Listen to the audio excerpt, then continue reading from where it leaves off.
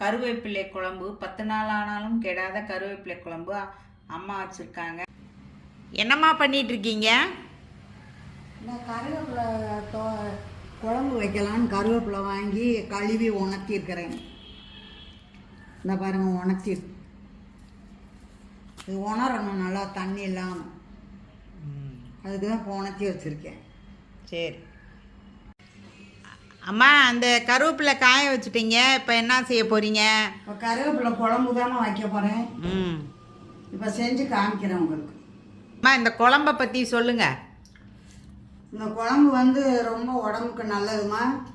தலைக்கு வந்து நல்லா முடி வளரும். உங்களுக்கு இப்போ செஞ்சு காமிக்கிறேன்.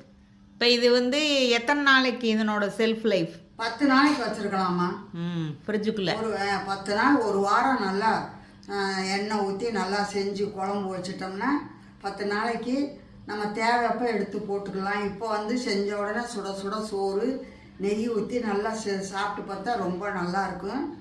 நீங்கள் நான் இப்போ செஞ்சு காமிக்கிறேன் உங்களுக்கு. சொல்லுங்கள். கருவேப்பிலை 2 பிடி, துவரம்பருப்பு 1 ஸ்பூன், உளுந்தம்பருப்பு 1 ஸ்பூன், சீரகம் 1 ஸ்பூன், மிளகு 1 ஸ்பூன், காஞ்ச மிளகாய் 3, புளி வந்து ஒரு பெரிய நெல்லிக்காய் அளவு. இதை பூரா இப்போ வறுத்துக்கிறோம். வறுத்து இப்போ காமிக்கிறோம். புளியும் வறுக்கணுமா என்ன? புளி தனியாக அரைக்கும்போது இந்த இதெல்லாம் சேர்த்து தண்ணி ஊற்றி அரைக்கும்போது அதை போட்டு அரைச்சிக்கிறோம். புளியை வறுக்கிறது இல்லை. அதை தான் கேட்டேன். புளி வறுக்கிறது இல்லை? இல்லை, வறுக்கிறது இல்லை. இப்போ எண்ணெய் ஊற்றுறோமா? எவ்வளோ எண்ணெய் ஊற்றணும் இதுக்கு? 1 டீஸ்பூன் ஊற்றினா போதும். எல்லாத்தையும் வறுத்து எடுத்துக்கலாம். எண்ணெய் ஊற்றி தான் வறுக்கணும். ஒவ்வொன்றா தனித்தனியாக வறுத்து எடுக்கணும்.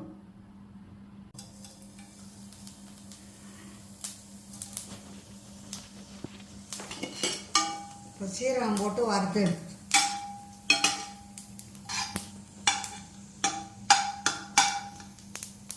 சீரகம் பொரிஞ்ச உடனே எடுக்கணும். ஆமாம், பொரிஞ்ச உடனே.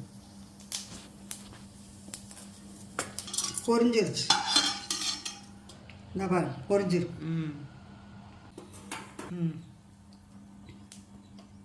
மிளகாய் வறுத்துருச்சு போல இருக்கு. வறுக்கும். மிளகு கொஞ்சம் மிளகு வெடிக்கும். கொஞ்சம் தண்ணி நின்று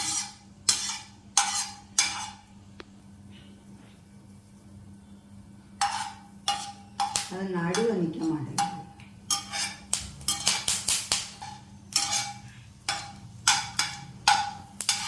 மிளகு பொரிஞ்சிருச்சு.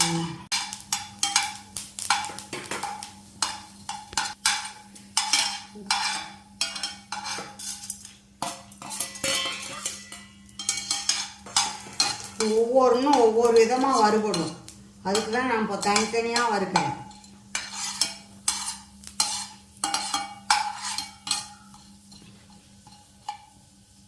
இதை எடுத்துட்டு அப்புறம் கருவேப்பிலை. இப்போ பாருங்கள், ப்ரௌனாக இருக்கு. பாருங்கள், ப்ரௌனாக இருக்கு. கொஞ்சோண்டு எண்ணெய் ஊற்று.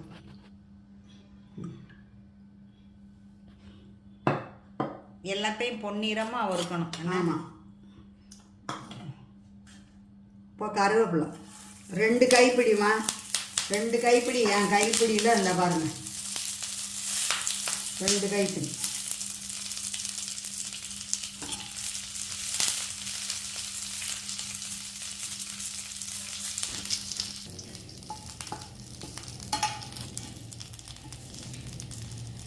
நல்லா எண்ணெய் ஊற்றி வறுக்கிறோம். ஆமாம் ஆமாம், நல்லா வதக்கிடணும். நல்லா வதங்கணும். இன்னும் வதங்கலை. வதங்கினா ஆயிடும். இந்த கம்மி ஆயிடுச்சு பாருங்கள். முதல் போடும்போது எப்படி இருந்துச்சு? கம்மியானாலே தெரியும் வதங்கினது. ஆமாம். வதங்கிடுச்சா? இன்னும் கொஞ்சம் நேரம் வதங்கணும். பாருங்க, இன்னும் கொஞ்சம். நான் சத்தம் கேட்குது பாருங்க. சத்தம் கேட்டால் இன்னும் வதங்கலைன்னு அர்த்தம். படக்கு படக்குன்னு கேட்குது பாருங்க. அதில் தண்ணி இல்லை, தண்ணி எல்லாம் இல்லை.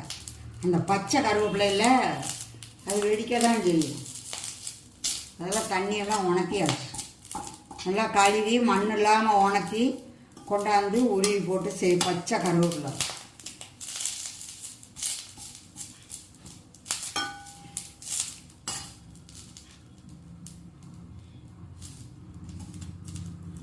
கருவேப்பிலை சாப்பிட்டா ஹீமோகுளோபின் இன்க்ரீஸ் ஆகும், ரத்த விருத்தி ஆகும். வதக்கியாச்சு கருவேப்பிலை. ஆமாம், ஸ்டவ் ஆஃப் பண்ண போகிறேன். ஆஃப் பண்ணுங்க.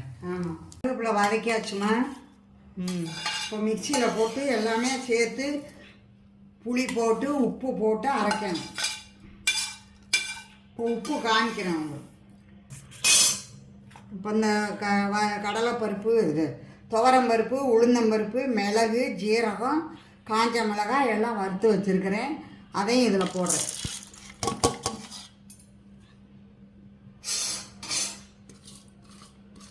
போட்டு இது நைஸ் ஆக்கணுமா? ஆமாம், அரைக்கணும். அரைச்சி தாளிக்கணும். இல்லை தண்ணி ஊற்றி அரைக்கணுமா? ஆமாம் ஆமாம், தண்ணி ஊற்றி தான் அரைக்கணும். குழம்பு தானே வைக்க போகிறோம், தண்ணி ஊற்றி தான் அரைக்கணும். இப்போ இதை பவுட்ரு பண்ணியாச்சு. இப்போ அடுத்து புளியை போடுறோம். ஆமாம், இப்போ புளி உப்பு போடுறேன். இருக்கா வேணும்னா நம்ம தேவைக்கேற்ப போட்டுக்கலாம். உப்பு போட்டுக்கிறோம். கொஞ்சம் தண்ணி ஊற்றி அரைக்கணும். இப்போ தண்ணி ஊற்றி அரைக்க போகிறோம். இந்த தண்ணி ஊற்றலாம். ஊற்றுங்க.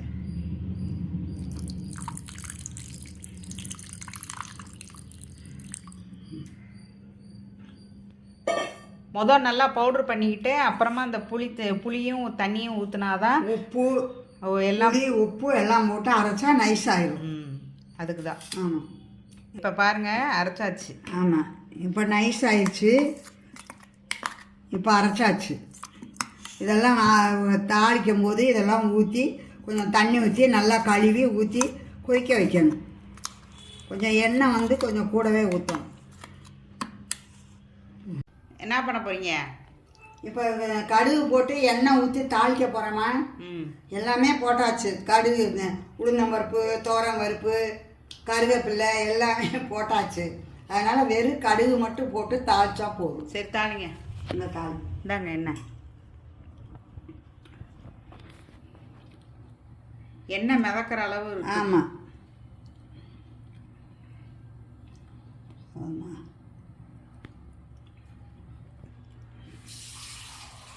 எண்ணெய் ஊற்றியாச்சு.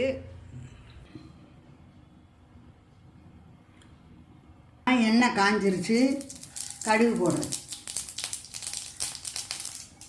இது லீவு நாளில் செஞ்சு வச்சுக்கிட்டா மழை காலத்துக்கு நல்லதுமா. மழை காலத்துக்கு தான் இது காய்கறி கிடைக்காதப்ப இதை செஞ்சு சாப்பிட சொல்லுறாங்க. ஆனால் நல்லா முடி வளரும், ஹீமோகுளோபின் கூட வரும். இல்லை, வேலைக்கு போகிறவங்களுக்கு செஞ்சு.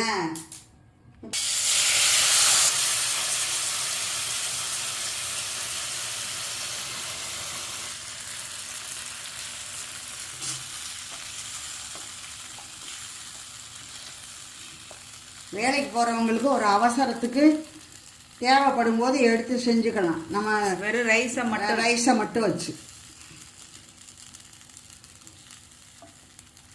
இது ஒரு வாரத்துக்கு கெடாது. அதனால் இப்போ எல்லாமே கழுவி ஊற்றியாச்சுமா. இந்த பாருங்கள், எல்லாம் சுத்தமாக கழுவி ஊற்றியாச்சு. எல்லாம் கழுவி ஊற்றினா இப்போ தான் கொதிக்கணும். கொஞ்சம் தண்ணி ஊற்றி கொதிக்க வைக்கணும்.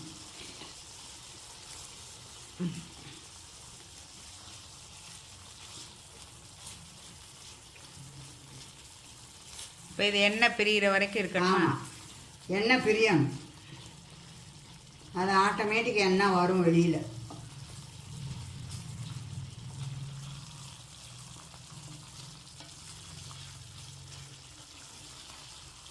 பாருங்கள், 2 கைப்பிடி தான் கருவேப்பிலை. எவ்வளோ குழம்பு வந்திருக்குன்னு பாருங்கள். ஒரு 10 நாளைக்கு வச்சு சாப்பிடலாம், கெடாது. லஞ்ச் பாக்ஸ் கூட குழந்தைங்களுக்கு கொடுக்கலாம். ஆமாம், கொடுக்கலாம். தோசை, இட்லி எல்லாத்துக்குமே மேட்ச் ஆகும்.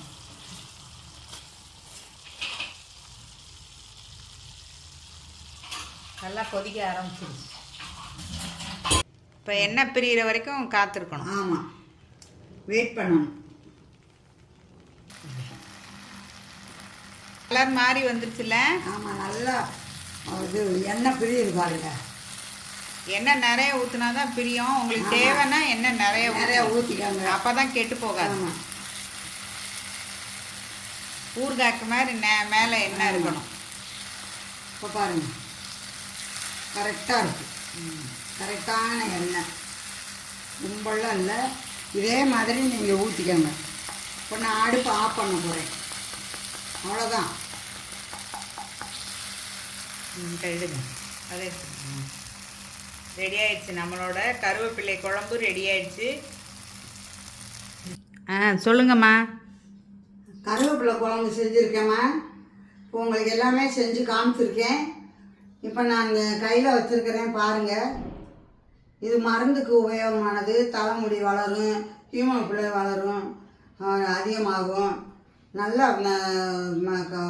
மருந்துக்கான உணவு இது. நீங்கள் எல்லாத்துக்கும் யூஸ் பண்ணிக்கலாம்.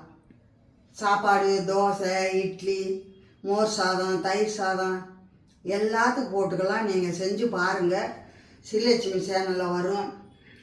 ஷேர் பண்ணுங்கள், லைக் பண்ணுங்கள், சப்ஸ்கிரைப் பண்ணுங்கள்.